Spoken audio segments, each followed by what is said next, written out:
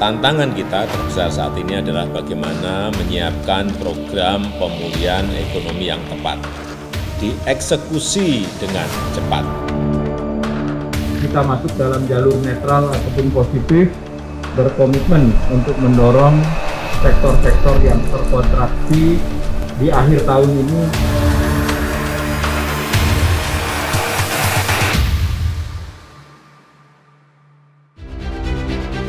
Kabinet Indonesia Maju kedua mengusung harapan baru, membawa Indonesia menjadi negara maju.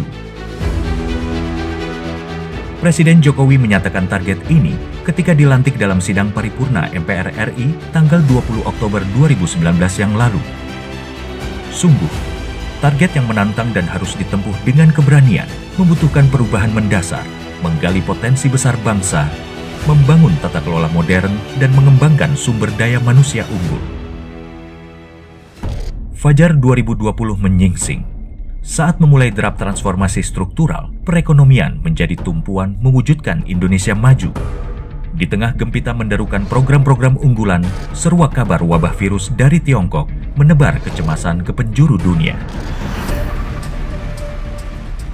Sejak awal, Menko Perekonomian cepat tanggap menggelar berbagai upaya koordinasi, merespons dampak tular wabah ke Indonesia, berhitung skenario risiko dan rancangan kebijakan untuk menyelamatkan ekonomi dari gelombang wabah yang dengan cepat berubah menjadi pandemi global. Kegiatan manusia mendadak terhenti, gerak ekonomi dan masyarakat dibatasi, semua harus tinggal di rumah. COVID-19 menyerang siapapun tanpa memilih. Korban sakit dan meninggal terus meningkat. Masyarakat kian cemas. Ekonomi pun terpuruk.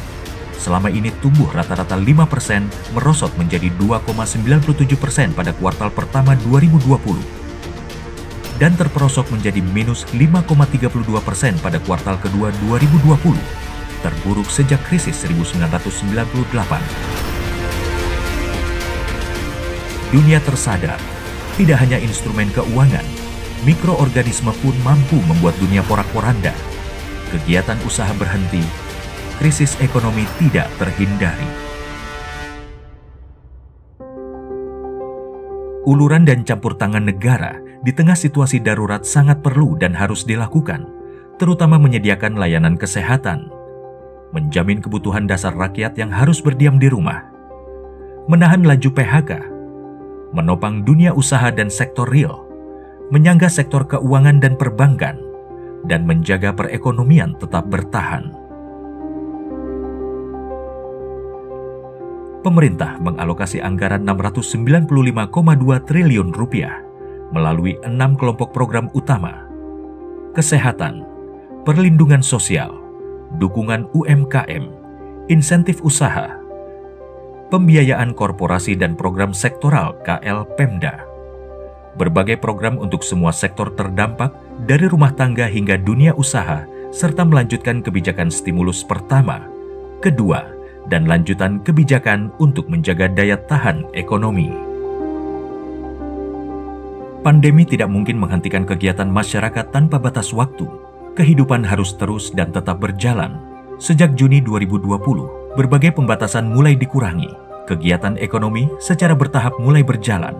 Masyarakat diajak disiplin beradaptasi dengan kebiasaan baru, 3M, memakai masker, menjaga jarak, mencuci tangan, diiringi upaya untuk terus melakukan 3T, testing, tracing, treatment.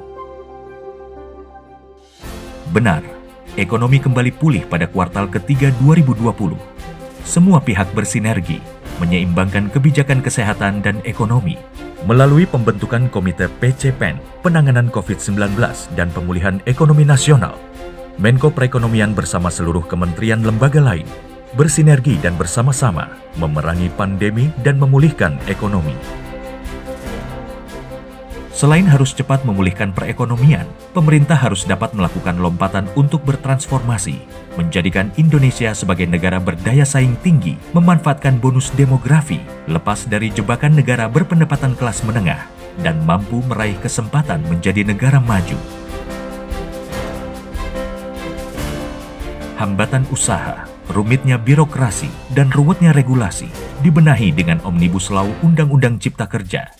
Seolah tak lagi mengenal siang dan malam, penyelesaian Undang-Undang Cipta Kerja dilakukan untuk mengejar kesempatan, memanfaatkan momentum, dan meraih peluang pemulihan. Ketika seluruh dunia mulai mengandalkan vaksin untuk mengakhiri pandemi, Indonesia pun telah siap lebih awal, memacu semangat kembali pulih dengan tetap disiplin menjalani kebiasaan baru. Setelah berjuang hampir 1 tahun di tengah pandemi, titik terendah dalam perekonomian pun terlewati. Indonesia siap menyongsong tahun 2021, tahun yang penuh harapan. Meraih kemajuan seolah mudah, tetapi perubahanlah yang menentukan kemajuan. Sekalipun perubahan itu tidak mudah, dengan semangat dan optimisme bersama, kita raih peluang pemulihan ekonomi menuju Indonesia maju dan sejahtera.